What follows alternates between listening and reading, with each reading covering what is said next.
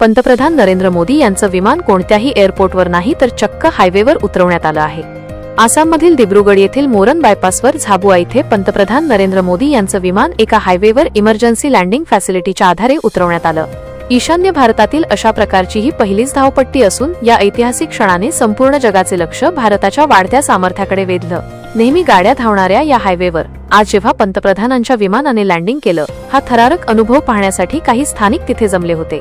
ही फक्त एक टेस्ट नव्हती, तर आपत्कालीन स्थितीत भारतीय हवाई दल किती सज्ज आहे याचीही मोठी प्रचिती होती।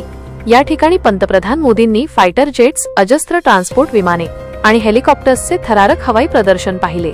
धावपट्टीची ही सुविधा ईशान्य भारतातील सुरक्षा व्यवस्थेत मोठी क्रांती घडवून आणेल।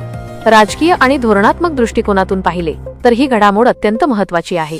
अरुणाचल प्रदेशच्या सीमेलगत असलेल्या या भागात अशा प्रकारचं लँडिंग करण्याची सुविधा उभी करून भारताने एक प्रकारे मेसेज दिला आहे।